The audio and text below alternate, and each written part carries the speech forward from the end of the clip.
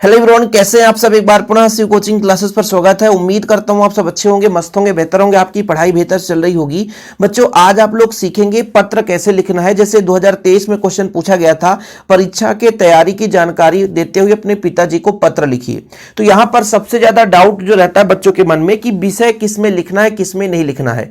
तो यदि मैं बात करूं कि औपचारिक पत्र, औपचारिक पत्र का मतलब होता है कार्यालयीन पत्र, यानी कार्यालय में किसी को आप दे रहे हैं। जैसे मान लीजिए आप अपने विद्यालय के प्राचार्य जी को दे रहे हैं, या मान लीजिए स्वास्थ्य मंत्री जी को दे रहे हैं, या कि जिला के आपका जिलाधीश महोदय जो हैं, या कि एसडीएम साहब को दे रहे हैं। मतलब ऐसे पत्र जो कार्यालय में दिए जाते हैं, या मान लीजिए किसी विशेष अधिकारी अपने से बड़े सीनियर किसी अधिकारी को दे रहे हैं, तब उस स्थिति में हम विषय लिखते हैं।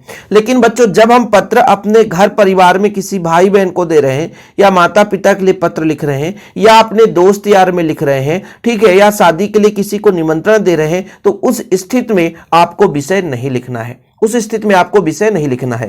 पत्र लिखने का तरीका बहुत आसान है, 4 नंबर आप आसानी से पा सकते हैं, क्योंकि इसमें कोई एड्रेस नहीं दे रखा है और हमें एड्रेस लिखना है। यदि मान लीजिए हम औपचारिक पत्र लिखते हैं, ये आपका अनौपचारिक पत्र है। जब हम औपचारिक पत्र लिखते तब उसमें लिखते बच्चों प्रति, ठीक है, प्रति लिखते। किसको दे रहे हैं, जैसे हम संपादक महोदय को दे रहे हैं, दैनिक भास्कर संपादक महोदय, या जिलाधीश महोदय को, तो प्रति जिलाधीश महोदय, जिला शहडोल मध्य प्रदेश। और यहां पर आपको यदि अनौपचारिक पत्र लिखना है, उस स्थिति में आपको क्या करना है, एड्रेस देना है। अब ये एड्रेस कहां से देना है, मैं अपने से देता हूं। वार्ड नंबर 25, राय कॉलोनी, रीवा, मध्य प्रदेश। मुझे पता भी नहीं कि राय कॉलोनी है कि नहीं है, अरे कोई मतलब नहीं है, सिर्फ एड्रेस देना है ना।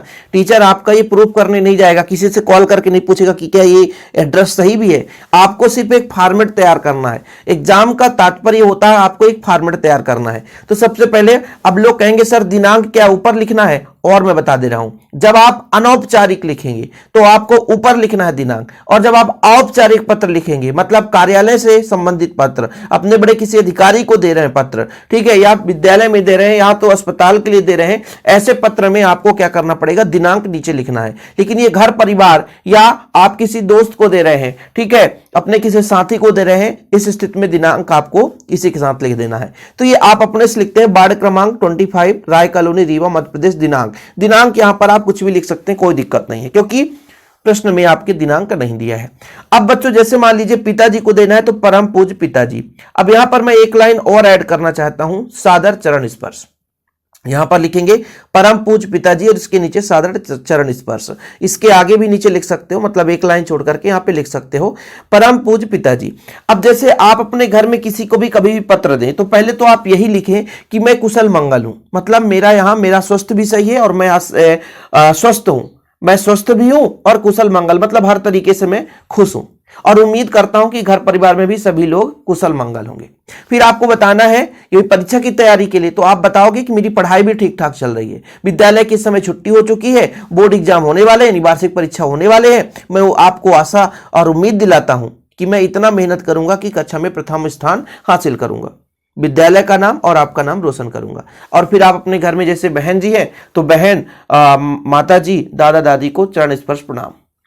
फिर आप लास्ट में आपका पुत्र, जो भी आप लिख सकते हैं। कितना सिंपल है, कितना सिंपल है।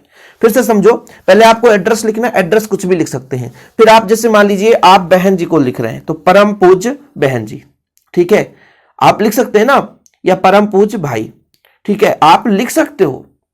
जरूरी नहीं है कि यहां परम पूज्य, अपने भाई भी आपके पूजनीय है, जिनका आप चरण स्पर्श करते हैं, बहन भी पूजनीय है, अपने से बड़े को लिख रहे हैं ना, तो पूज्य भाई साहब, है ना।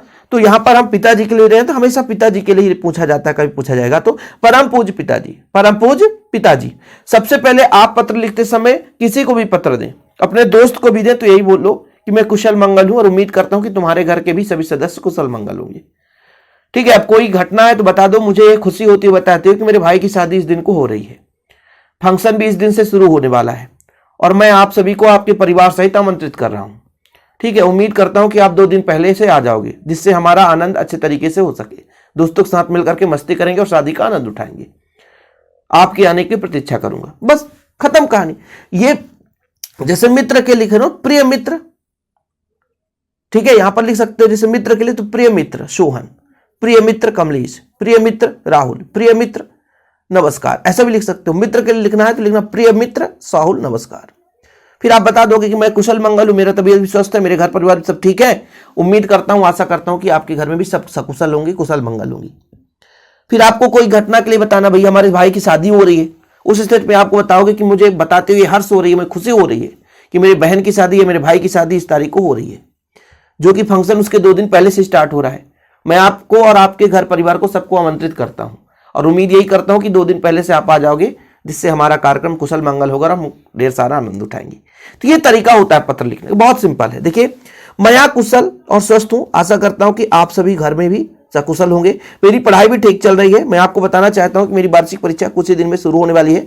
विद्यालय की पढ़ाई समाप्त हो चुकी है। कक्षा में प्रथम स्थान के लिए खूब मेहनत कर रहा हूं। आपको विश्वास दिलाता हूं, यानी विश्वास दिलाता हूं कि प्रथम श्रेणी में उत्तीर्ण होकर आपका और विद्यालय का नाम रोशन करूंगा। माताजी दादा दादी को चरण स्पर्श। और लास्ट में आपको लिखना आपका पुत्र, यदि भाई को दे रहे तो आपका भाई, बहन को भी दे रहे तो भी आपका भाई, देवेंद्र साहू। ठीक है, कुछ भी नाम लिख सकते हैं, ये तो मैं अपने हिसाब से लिख दिया। किसी का नाम देवेंद्र होगा तो बोले सर हमारा ही नाम क्यों लिखे, तो इस तरीके से आपको लिखना है। ज्यादा टाइम वेस्ट नहीं कर रहा हूं मैं। और आपको किस पर टॉपिक चाहिए, मतलब किस टॉपिक पर वीडियो चाहिए, आप बता देना, मैं वीडियो आपको प्रोवाइड कर दूंगा। ओके, जय हिंद, वंदे मातरम।